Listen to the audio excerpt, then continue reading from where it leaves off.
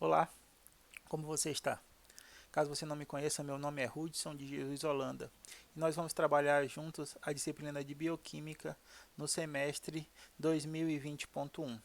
Para iniciarmos nossos trabalhos, nós vamos utilizar um material didático disponível na internet fornecido pelo professor Neivan Rodrigues.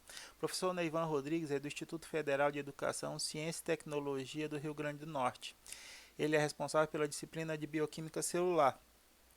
Então, o material disponível pelo professor Neivan contém água, sais minerais e vitaminas, mas nós vamos trabalhar especificamente hoje nesse encontro o conteúdo sobre água. Os principais componentes do metabolismo dos seres vivos podem ser classificados em dois grupos. O primeiro grupo é de componentes inorgânicos e o segundo grupo é de componentes orgânicos. A interação desses componentes dentro do metabolismo celular é que permite as diferentes reações químicas que fornecem energia, alimentação para a subsistência da vida. Agora, no grupo dos componentes inorgânicos, nós temos a água e os sais minerais. E dentro dos componentes orgânicos, nós temos os aminoácidos, as proteínas, os ácidos nucleicos, os carboidratos, os lipídios e as vitaminas. Mas, Hudson, a água é inorgânica? Sim. Uma das primeiras desafios que nós vamos ter é a classificação entre componentes inorgânicos e componentes orgânicos. O estudo dos componentes orgânicos inicia-se no século XVII, com a investigação dos primeiros elementos orgânicos obtidos a partir do leite, do limão. A partir do leite foi isolado o ácido lático. A partir do limão foi isolado o ácido cítrico. A partir da urina foi isolado a ureia. Todos componentes orgânicos. E aí verificou-se com o estudo desses componentes que eles eram divergentes, eles eram diferentes em suas características dos elementos previamente isolados de substâncias não vivas, substâncias minerais, da terra, de outras substâncias. E aí, por convenção, se classificou em inorgânicos daqueles que vêm de origem não viva e orgânicos daqueles de origem viva. Só que com o passar do tempo, ainda no século XVII, verificou-se que mesmo substâncias inorgânicas poderiam ser produzidas pela célula. Então, essa definição primária ela foi caindo em desuso devido à sua imprecisão. Ainda no final do século XVII, início do século XVIII, alguns cientistas observaram que as moléculas orgânicas eram produzidas exclusivamente em células, em ambientes orgânicos, em organismos orgânicos, até que foi conseguido sintetizar ureia a partir de cianeto de amônia em laboratório, in vitro. O que significa in vitro? In vitro significa fora do ambiente celular. Foi conseguido essa síntese em laboratório. E percebeu-se que era possível produzir substâncias orgânicas sintéticas ou artificiais. E, novamente, essa definição de que substâncias orgânicas eram aquelas produzidas pelos organismos vivos novamente caiu em desuso por mais uma imprecisão. Então, no início do século XVIII, meados do século XVIII, conseguiu-se uma nova definição. E substâncias orgânicas são aquelas que têm carbono. Só que aí, dentro dessas observações, nós temos uma infinidade de exceções. Temos o gás carbônico, CO2. Nós temos o cianeto de amônia, que eu falei inicialmente. Cianeto de amônia NH4CON. Então, mais uma vez, devido à grande quantidade de exceções à regra de que as moléculas orgânicas eram formadas por carbono, novamente essa definição cai em desuso. Hoje nós temos uma infinidade de definições, cada uma com os mais diversos níveis de complexidade.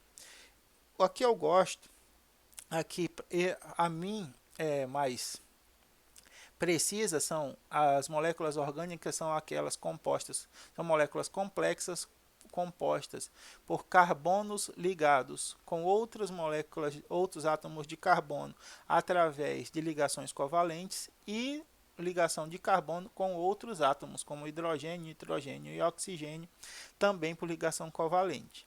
Ah, Hudson, mas é uma definição muito extensa, muito longa, não tem uma definição mais simples?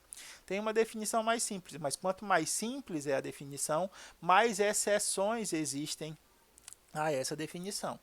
Como as moléculas orgânicas são compostas de 5 átomos principais, carbono, hidrogênio, oxigênio, nitrogênio, 4 nitrogênio, eu posso dizer que as moléculas orgânicas são moléculas compostas de pelo menos 3 desses 4 átomos, mas novamente vão existir uma série de exceções a essa regra. O que lhe cabe é estudar as definições entre as diferenças entre componentes orgânicos e componentes inorgânicos e construir você uma definição que lhe seja razoável, que tenha um fundamento teórico, científico, embasando a sua visão dessa diferença e que minimize o número de exceções a ela associadas. Então, quando a gente está falando de substâncias orgânicas, estamos falando de 4 átomos principais: carbono, hidrogênio, oxigênio e nitrogênio. Mas além desses 4 átomos principais, nós temos vários outros átomos também associados a moléculas orgânicas: o sódio, o potássio, o cálcio, o fósforo, lá do DNA, o enxofre, o cloro, podem também estar associados. Então temos dentro da tabela periódica uma série de combinações possíveis de átomos dentro de substâncias orgânicas e uma combinação de átomos dentro das substâncias inorgânicas. Dentro da vida, nós temos os elementos químicos, que podem ser orgânicas ou inorgânicas. Dentro das inorgânicas, nós temos a água e os sais minerais. E dentro das moléculas orgânicas, temos todos os outros listados: vitaminas, carboidratos, lipídios, proteínas e ácidos nucleicos. A associação dos elementos químicos formam essas moléculas mais ou menos complexas. As moléculas mais complexas são as moléculas orgânicas e as moléculas mais simples, as moléculas inorgânicas. A associação entre elas gera os diferentes possibilidades, os diferentes metabolismos que sustentam a vida na sua unidade fundamental, que é a célula. Então, os lipídios vão ser componentes da membrana plasmática. O carboidrato vai ser a parte de produção de energia. Proteínas têm uma finalidade de funções, desde atividades enzimáticas até estruturais. As vitaminas são reguladores do metabolismo, e o ácido nucleico vai estar relacionado à contenção da informação genética. Deixa eu só dar uma olhada aqui e ver se está tudo certo. Tudo certo, tudo gravando. Eu tenho que lhes informar que o meu antivírus está dando um problema, ele expirou, e aí ele fica aparecendo várias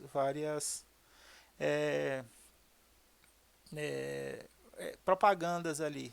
Se aparecer, eu vou tentar retirar o mais rápido possível para não atrapalhar a aula.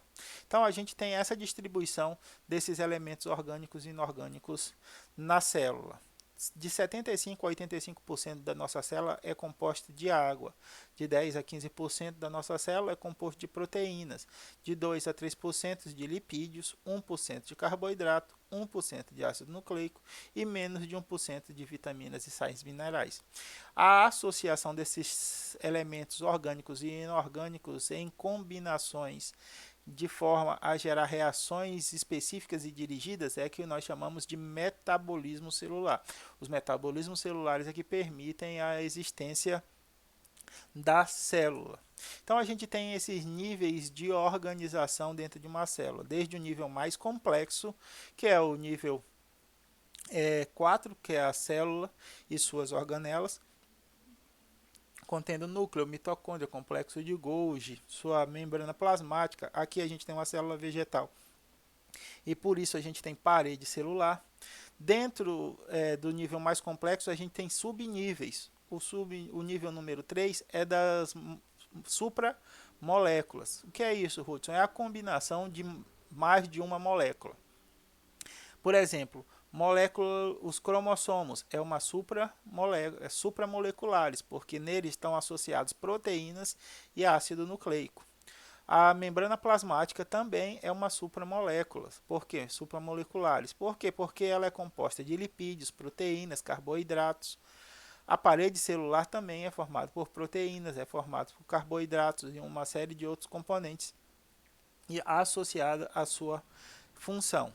Dentro ao nível mais simples, a gente tem a decomposição dos complexos supramoleculares em suas unidades fundamentais, que são o DNA, no caso dos cromossomos, os lipídios e proteínas, nos casos da membrana plasmática, e a celulose, que é o açúcar complexado dentro da membrana da parede celular. No nível 1, nós temos o nível mais simples, que é a unidade fundamental de todos esses componentes. A unidade fundamental do DNA é o nucleotídeo. A unidade fundamental dos lipídios são os ácidos graxos. A unidade fundamental das proteínas são os aminoácidos. E a unidade fundamental da celulose são os açúcares. Tudo bem? Aqui a gente ainda poderia adicionar mais um nível, que são os átomos associados a cada uma dessas unidades monoméricas ou unidades fundamentais. Mas nesse nível nós chegamos às suas com organizações em moléculas dentro das suas unidades fundamentais. A água é uma substância inorgânica extremamente importante para a sobrevivência do ser vivo. Quando a gente está explorando novos mundos, quando estamos explorando no espaço, a primeira coisa que nós procuramos é água. Em estado líquido, nós já encontramos água em estado congelado em vários lugares, várias luas já foram observadas com a água em estado sólido. O que a gente procura é água em estado líquido, porque a tamanha dependência do metabolismo celular a essa molécula inorgânica, que acredita-se que o surgimento da vida na Terra só foi possível após a formação dos corpos de água. Então, isso por quê? Porque diferentes organismos, diferentes espécies são compostos por diferentes níveis de concentração de água. Por exemplo, a medusa é composta de 98% de água. Quer dizer, a medusa é uma bola de água com 2% apenas para suas de outros componentes para sua diferenciação. As minhocas, por exemplo, são compostas por 80% de água. E o humano adulto, em média, tem 65% de água. Isso por quê? Porque existem diferentes variações de água dentro dos tecidos, como a gente vai ver. Dentro de uma mesma espécie, a gente tem variações de água dependendo da idade daquele indivíduo. Por exemplo, o humano. Quando o humano está na sua fase fetal, nós somos compostos de 90% de água. Na fase adulta, nós somos compostos aproximadamente 65% de água. E na nossa idade idosa, na terceira idade, a gente tem aproximadamente 50% de água. Então a gente vai perdendo água conforme a gente amadurece, conforme a gente envelhece. Outro exemplo de variação dentro da mesma espécie é a variação de água dentro de espécies da mesma espécie, mas com sexos diferentes. Por quê? Porque a quantidade maior de músculos significa maior quantidade de água. Tecido adiposo, por ser ocupar mais espaço e não ser solúvel em água, diminui a quantidade de água de um determinado sexo. Entre os diversos tecidos, a gente também tem uma grande variação, de acordo com a capacidade metabólica desse tecido. Quanto maior a capacidade metabólica dele, maior o seu conteúdo de água, para fazer o transporte das substâncias, para fazer as reações químicas, para uma série de finalidades dentro desse tecido. Por exemplo, o cérebro, o tecido nervoso, é composto de aproximadamente 90% de água. O tecido muscular é composto de aproximadamente 93% de água. Nossos pulmões, 70% de água. Rins, 61%. Ossos, que é um tecido calcificado, que a gente acredita que ele seja um tecido duro, ainda assim tem 25% de água. E o tecido com a menor concentração de água encontrado no corpo humano é a dentina, com 12% de água, o tecido que compõe os nossos dentes. Então aqui a gente tem um gráfico visual dessa proporção nos diferentes organismos, água-viva, minhoca e nos seres humanos, com o indivíduo adulto representado por uma média de 65%. Nós temos essas variações com a idade, quanto mais jovem, mais água, quanto mais velho, menos água. Entre os sexos, quanto maior a concentração, a parcela de tecido muscular, maior a concentração de água, quanto menor a parcela de tecido muscular, menor a concentração de água. Entre os diferentes órgãos, também a gente viu uma diferença na sua composição com a água. Agora, a quantidade de água nos seres vivos está diretamente relacionada aos seus metabolismos.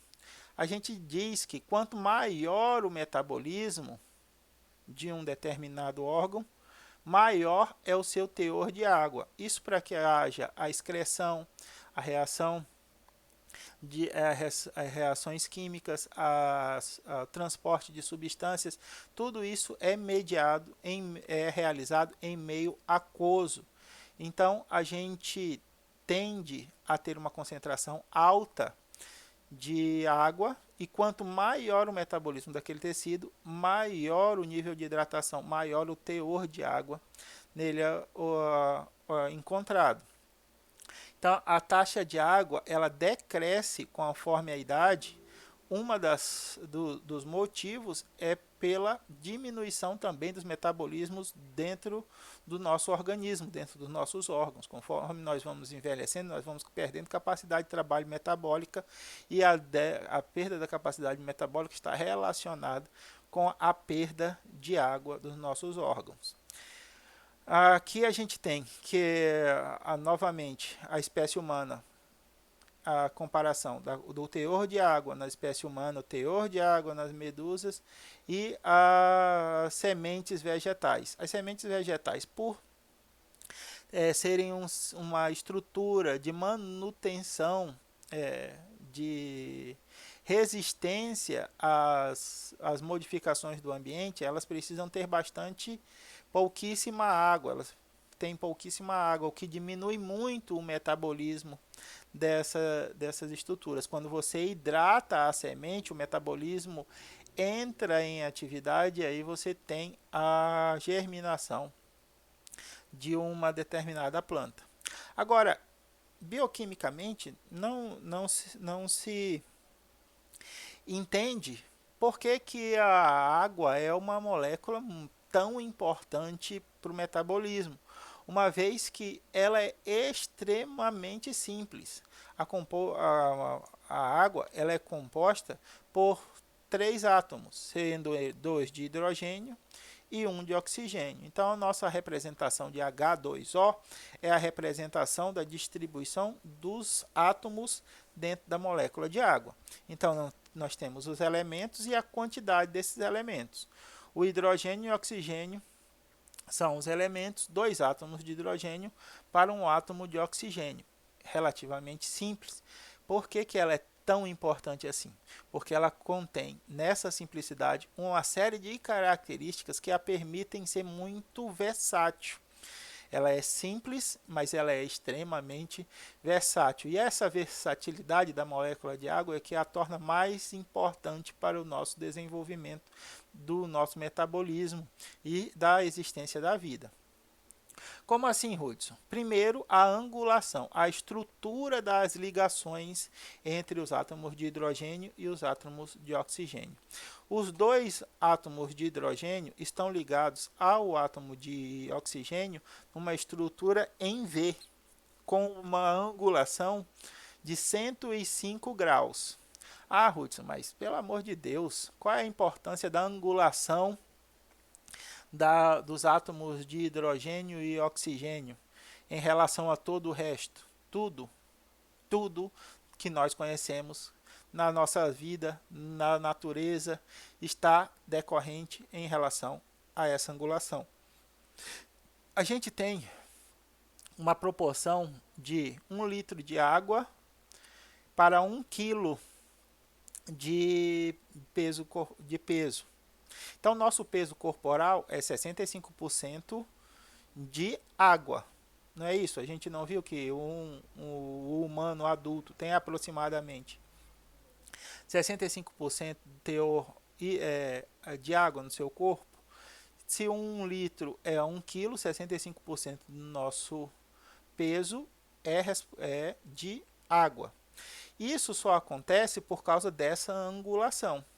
Imaginem vocês que a angulação de 105 graus permite o acúmulo de uma quantidade limitada de moléculas de água dentro de 1 litro. Vamos dizer que essa seja assim, a angulação correta, 105 graus. E que a tela do computador, a tela aqui da câmera, seja 1 litro de água. Então, nós poderíamos encaixar nessa área uma quantidade específica. Se eu tivesse uma angulação menor, eu teria mais moléculas de água dentro do mesmo espaço, o que aumentaria meu peso molecular. E se eu tivesse uma angulação maior, eu teria menos moléculas de água dentro do mesmo espaço, o que teria um menor peso molecular. Então, toda a organização corporal, a nossa organização corporal estaria modificada, assim como a das plantas, dos insetos e de todos os outros organismos vivos que contêm água, das bactérias, dos fungos. Por quê? Porque a forma com que essa água está organizada dentro das células seria diferente devido a essa diferença de angulação. Então, o primeiro ponto que temos que analisar é a angulação de 105 graus. Hudson, será que existe no universo um local onde essa angulação é diferente? Neste universo, não.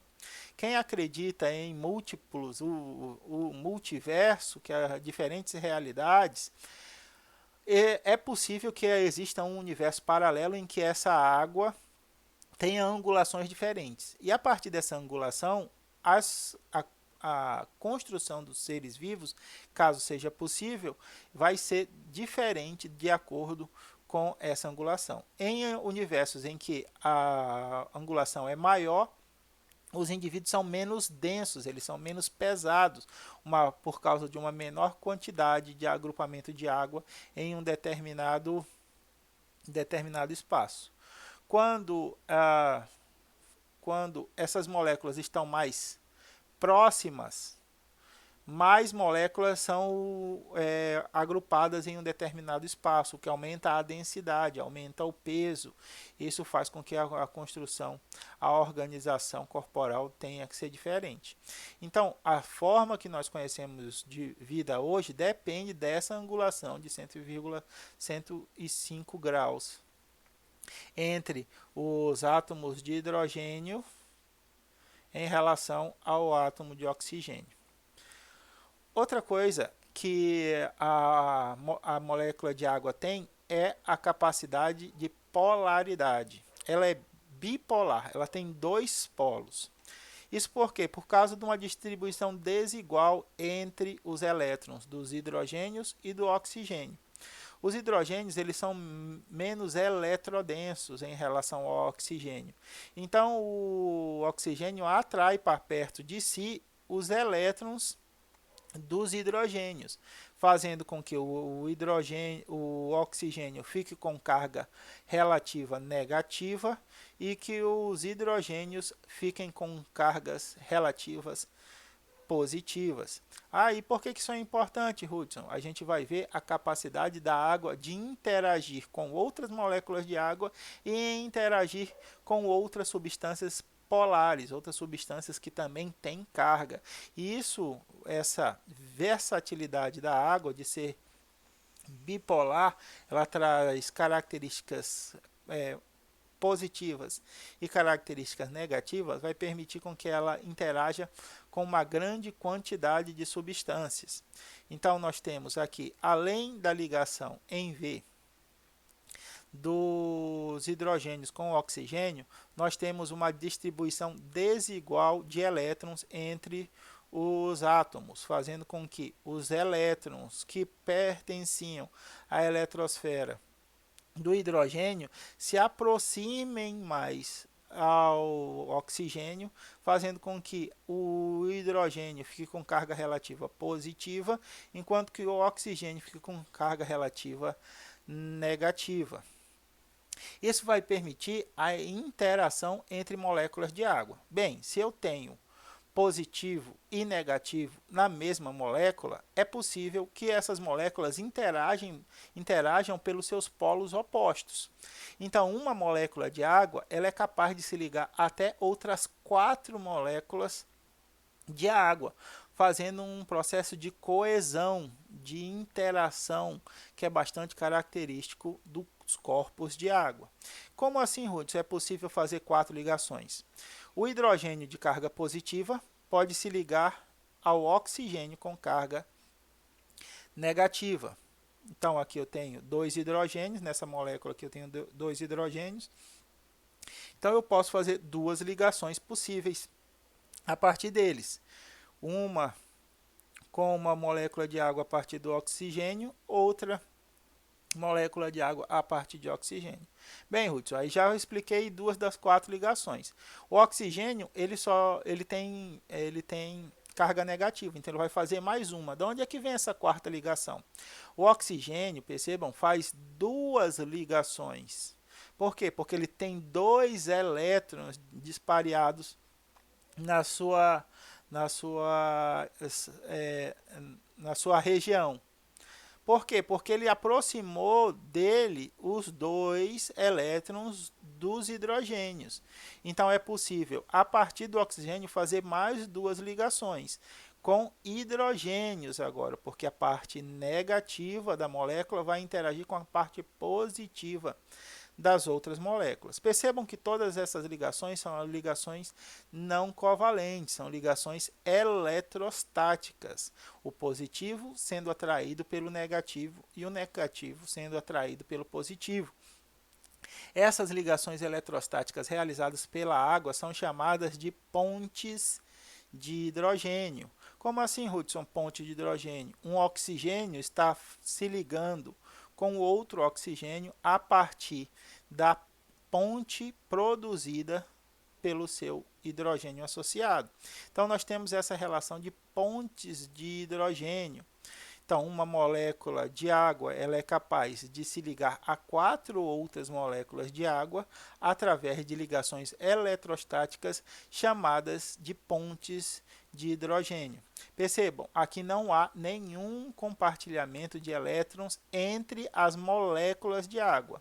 Então, essas ligações não são covalentes. Ligações covalentes são aquelas ligações em que 2 átomos compartilham seus elétrons.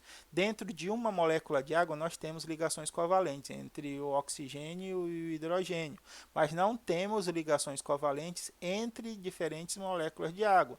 Nesse caso, nós temos as interações eletrostáticas do tipo pontes de hidrogênio. Essas circunstâncias mantêm a água em temperatura e pressão normais de maneira fluida, mantém a água líquida a temperatura e pressão normal. Um exemplo dessa interação é o que nós chamamos de coesão. A coesão é decorrente da atração das moléculas de água entre si pelas pontes de hidrogênio. E ela é responsável, por isso, por uma característica da água que é chamada de tensão superficial. As moléculas de água que estão em contato com o ar, elas tendem a gerar uma série de ligações que tornem-a mais coesa. Elas são mais afins umas das outras. Elas não estão mais firmemente ligadas, mas elas estão mais afinadas. Elas interagem de maneiras mais específicas. Isso faz com que essa camada superficial em contato com a água, ela tenha uma capacidade de retenção de energia. Isso vai possibilitar a formação das gotas e vai possibilitar a manutenção de insetos sob a superfície da água. Quem gosta de tomar banho nos rios, quem gosta de pescar, já viu algumas aranhas, alguns insetos que são capazes de flutuar, de manter-se sobre a água através da utilização dessa tensão superficial. Esses insetos eles têm modificações nos seus pés com bolsas de ar que não interagem com a água, e a partir da distribuição do peso deles sobre as suas patas, eles conseguem flutuar sobre a água utilizando essa tensão superficial. Aqui nós temos um inseto. Percebam que há o afundamento aqui, ó, que é a distribuição do peso do inseto sobre as diferentes patas, mas essa distribuição de peso não é suficiente para quebrar as interações da água nas camadas superficiais. Isso, a água sustenta o inseto. A mesma coisa acontece quando a água está em contato com substâncias hidrofóbicas, substâncias que não interagem com a água, substâncias apolares. O que é que acontece? A água, como não pode interagir com outras moléculas de cera da folha, por causa que a folha está recoberta por cera, por gordura, elas interagem entre si, formando as gotas que são observadas, as gotas de orvalho. Outro exemplo disso é quando a gente extraborda o limite do copo. Quando a gente tem um irmão ou uma irmã em casa e tem pouco refrigerante, o que você faz? Você pega o refrigerante todo e coloca no seu copo. Mesmo que o copo não comporte todo aquele refrigerante, o que acontece? Acontece que o refrigerante passa da superfície do copo, mas ele não transborda. Isso por quê? Porque uma das moléculas de água as outras estão ligadas, então interagindo, impedindo que haja o derramamento. Mas caso você balance o copo, essa força de vibração supera a tensão superficial e a quebra das relações das águas faz com que haja o extravasamento ou derrame do líquido em relação. Mas se você tiver cuidado, é possível que você leve uma quantidade maior de líquido do que o seu recipiente é capaz de suportar. Por quê? Porque a água está ligada entre si. As que estão fora do recipiente estão sendo seguradas pelas que estão dentro do recipiente. Outra coisa devido a essa característica é a nossa dificuldade de locomoção dentro da água. Devido à densidade da água, quando nós nadamos, nós precisamos desgastar muita energia. A menos que você esqueça o WhatsApp aberto no telefone. Aí, nessa circunstância, é possível que você quebre a velocidade necessária para o deslocamento sob a superfície da água. Se você estiver em um apuro, esqueci meu Facebook aberto com a minha namorada em casa, é possível, através da velocidade, também utilizar a tensão superficial para correr sobre a água. Tudo bem? Um animal que faz isso é chamado de largato Jesus. Ele não tem essas modificações nas patas, mas ele usa a velocidade, ele usa o impacto sobre a água, ele bate sobre a água, fazendo com que o seu corpo seja suspenso, e ele retira a pata antes que haja o rompimento da tensão superficial. Então a velocidade também permite utilizar a tensão superficial para andar por sobre um corpo d'água. Outra característica importante da água relacionada à sua polaridade é o que a gente chama de adesão. A adesão a capacidade das moléculas de água se unirem a outras moléculas polares. É por isso que a água molha. Quando nós colocamos a água por sobre o nosso corpo ou por nossas roupas, as moléculas de água elas se desprendem do corpo de água e se prendem a outras substâncias, fazendo a agregação das moléculas de água a outras substâncias polares. Por isso que a água molha. Nós nos recobrimos de diversas moléculas de água que estavam ligadas entre si e agora deixaram de ligar-se entre si para se ligarem com outras substâncias polares. Então, quando a gente está dando banho no cachorrinho lá, ou estamos tomando banho, ou estamos dando banho nos nossos filhos, nossos sobrinhos, nós temos essa característica de molhá-los, porque a água contida em um corpo se dissolve, elas se soltam dessas relações e passam a estabelecer outras relações com outras moléculas polares que estão contidas na nossa pele, no nosso cabelo, nas nossas roupas e assim por diante. Agora, essa relação não acontece quando a água tem de ser associada a substâncias apolares. Por exemplo, os óleos, as gorduras ou as ceras. Nesse caso, como não há carga onde a molécula de água possa se ligar, nem a carga positiva, nem a carga negativa, as moléculas de água elas não se soltam, elas não desfazem as interações de ponte de hidrogênio para se ligar com outras substâncias, formando essas gotículas aqui. Então, quando a gente tem óleo, quando a gente tem cera ou qualquer outra substância que não tenha carga, que seja apolar, a gente tem essa formação de bolhas de água, porque a água que está contida não se separa para a interação com moléculas sem carga, né? Então, nessa superfície não molha superfícies enceradas, oleosas ou gordurosas, formam-se as gotículas. E se você move essas superfícies, essas gotículas, elas tendem a se agrupar formando gotas cada vez maior. Então aqui a gente tem as duas primeiras propriedades da água, que são a coesão, a atração das moléculas de água entre si, o que faz com que uma molécula de água consiga interagir com outras 4 moléculas de água. Isso faz com que haja uma tensão entre a região superficial que está em contato com o ar, que é chamada de tensão superficial, que permite essa distensão em um corpo d'água, a formação de bolhas de água em superfícies oleosas ou recobertas por substâncias não polares e a suspensão de corpos através da distribuição do peso com a distribuição menor do que a tensão superficial. Então, se você distribui o peso de maneira a que essa força exercida sobre a água seja menor do que a capacidade de resistência da tensão superficial, você tem a capacidade de flutuabilidade. A adesão é a atração das moléculas de água por outras moléculas polares.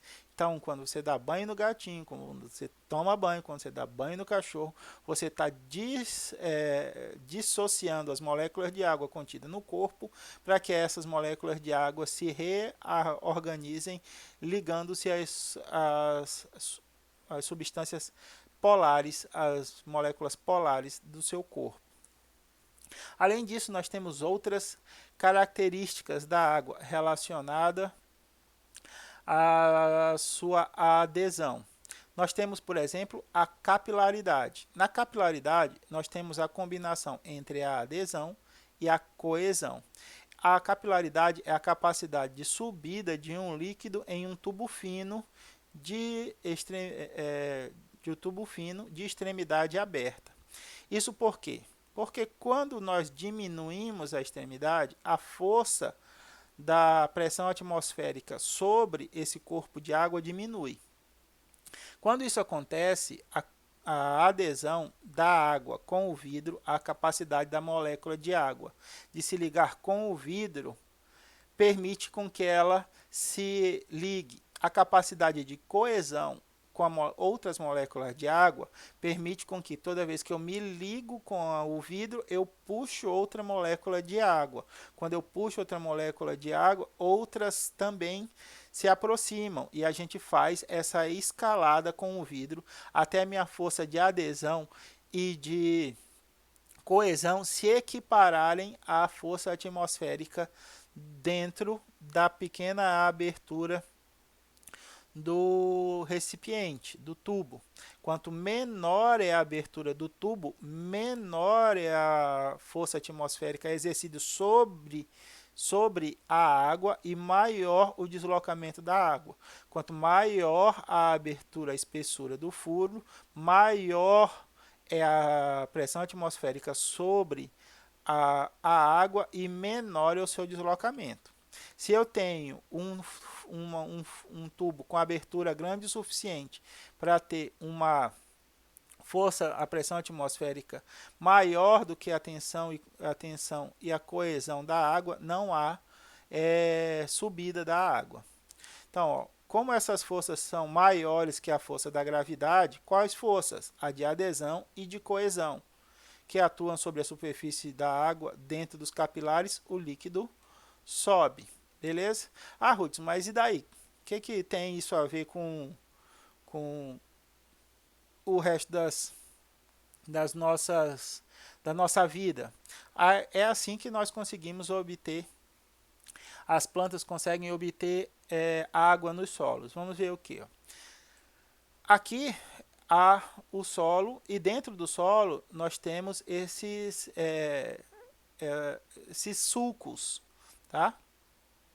Gerado por bactérias e por fungos. Quando chove, a água desce por esses microcanais.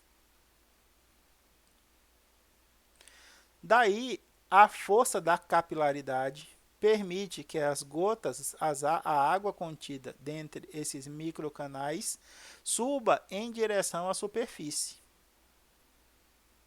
Por esse fenômeno, a água capilar parece não ser afetada pela gravidade e sobe para a superfície. Quem é que está na superfície? As plantas. Então, as raízes das plantas, incluídas nessas microfissuras, podem absorver a água. Então, quando a gente vai plantar o buraco nunca pode ser muito maior do que o tamanho da raiz, porque você desconstrói esses microcapilares. Então, as raízes das plantas e as sementes, elas têm que estar interagindo com essas microfissuras, esses capilares. Em climas temperados, a água sobe até a superfície, enquanto que em climas desérticos, a água evapora antes de chegar à superfície, dando essa característica arenosa ou seca na superfície. Uma coisa para evitar isso é a construção de sombras. Quanto maior a sombra, maior a capilaridade, a área de capilaridade até a superfície. Então, plantando árvores, gerando o efeito de sombra, você consegue transformar um deserto em uma floresta. Claro que com as espécies com resistência à falta de água e outras características. Tá? Então, a capilaridade da água permite a obtenção de água nas regiões mais superficiais. Quando a árvore já tem raízes profundas, aí é outra forma de obtenção de água. Mas quando a árvore depende dessa água superficial, a capacidade de capilaridade é bastante importante para a obtenção de água. Outra característica é o alto poder de dissolução. A água é chamada de solvente universal porque ela é capaz de se associar tanto a substâncias com carga positiva quanto associar-se a substâncias com carga negativa. Por isso ela é uma um solvente universal. Se a substância for positiva, a água interage com ela através do oxigênio, que tem carga relativa negativa. Se a substância for negativa, a água interage com ela através dos hidrogênios, que tem carga relativa positiva, fazendo com que haja uma dissolução, uma solubilização dessas substâncias em água, tanto as positivas quanto as negativas. Mas, Hudson, e as cargas que não, e as substâncias que não têm nenhum tipo de carga? Elas são capazes de se dissolver em água? Não. Se não há carga, não há relação eletrostática entre a molécula de água e a substância. E por isso não há dissolução. As substâncias que não são solúveis em água são chamadas de substâncias hidrofóbicas.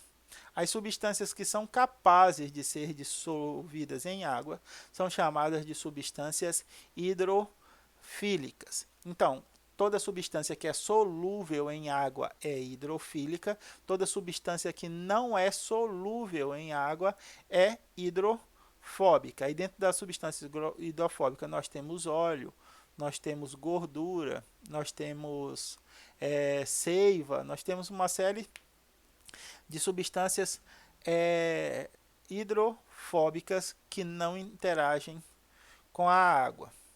Outra característica a ser observada na água é o alto calor específico. Isso significa o quê? O calor específico significa a quantidade de energia necessária para subir 1 grau, 1 grama de água.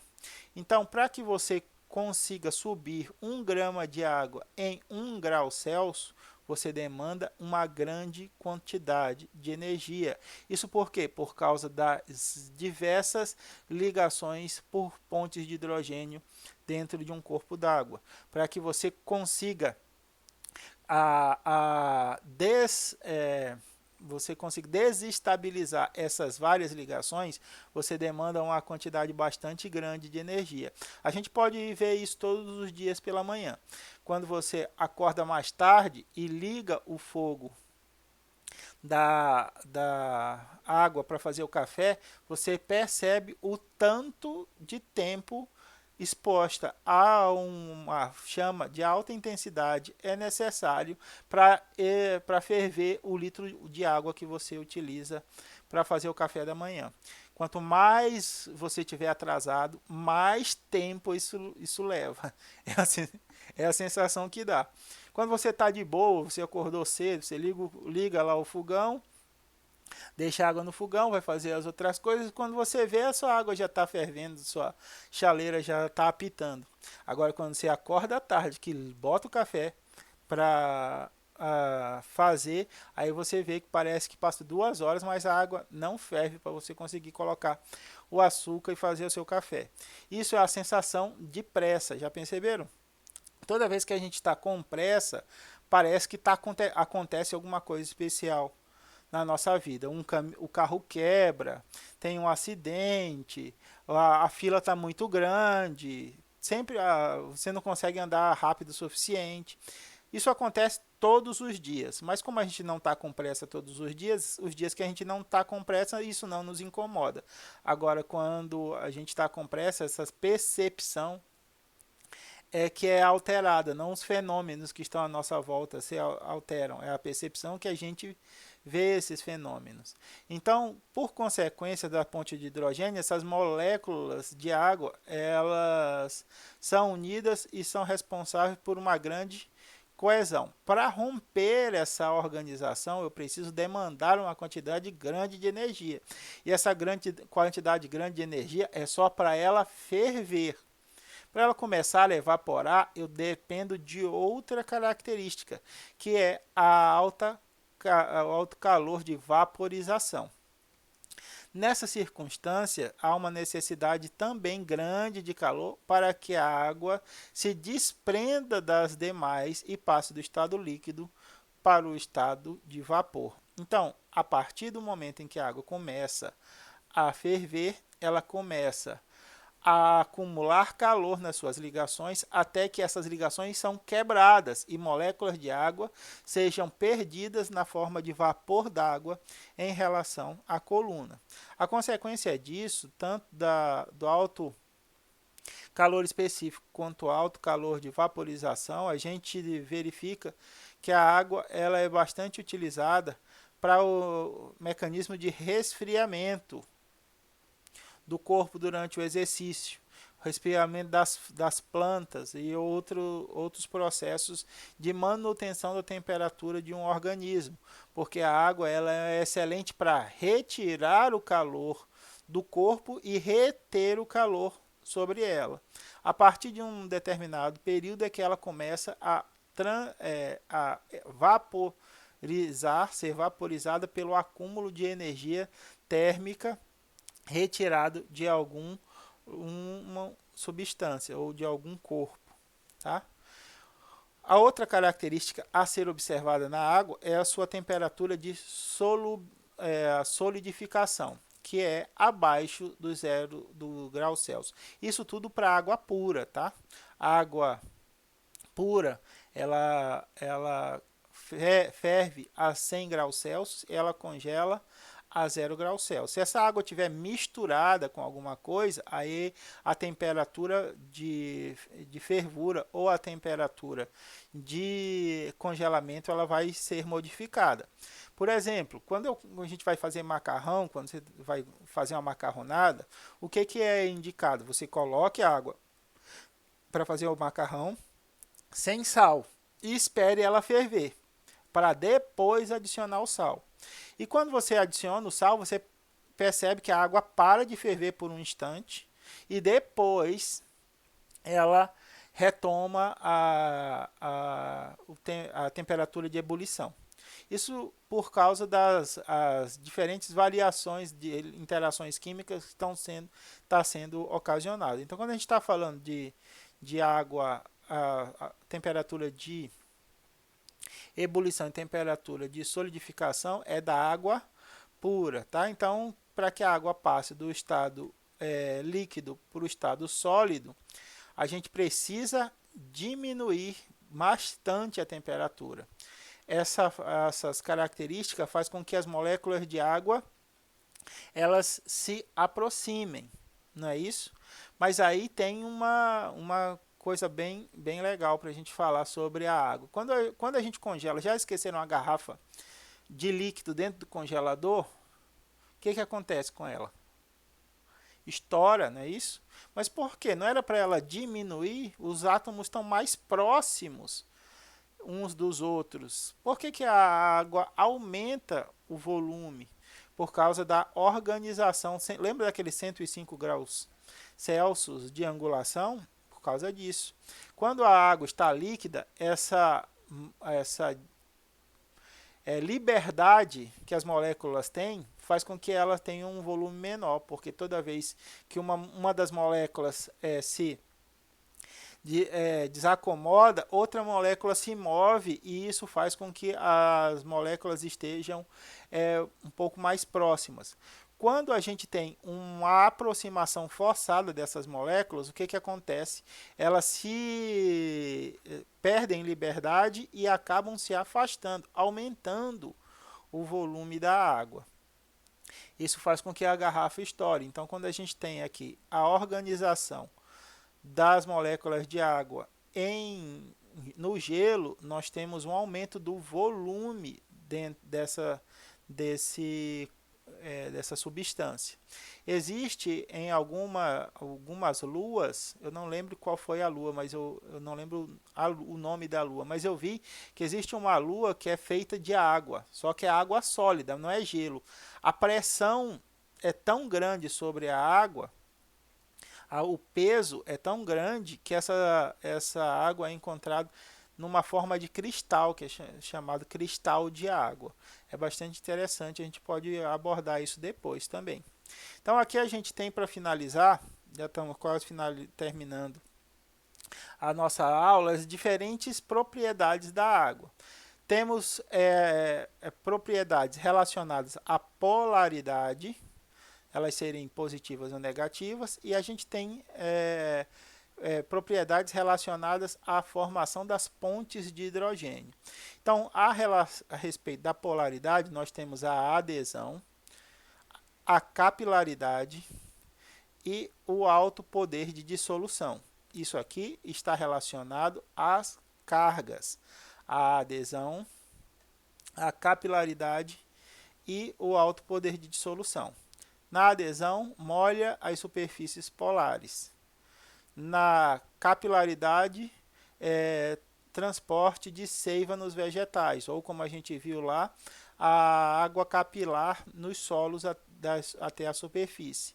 E alto poder de dissolução favorece a ocorrência de reações químicas no metabolismo, aumenta a eficácia das reações metabólicas, porque eu diluo ou dissolvo substâncias tanto carregadas positivamente quanto substâncias carregadas negativamente. E as propriedades relacionadas às pontes de hidrogênio. Nós temos alto poder de coesão, o que gera a tensão superficial, é as moléculas de água ligadas umas às outras a partir das suas pontes de hidrogênio. Alto calor específico, equilíbrio térmico da célula, impede impede variações bruscas de temperatura que afetariam o metabolismo celular. Isso devido à energia necessária para a quebra dessas ligações de hidrogênio ser bastante alto calor de vaporização, evaporação d'água no suor retira o calor do corpo, a mesma coisa, alta energia necessária para vaporizar, passar do estado líquido para o estado gasoso e baixa temperatura de solidificação, evitando que a célula congele ou que forme cristais de gelo capazes de quebrar as estruturas celulares. Além dessa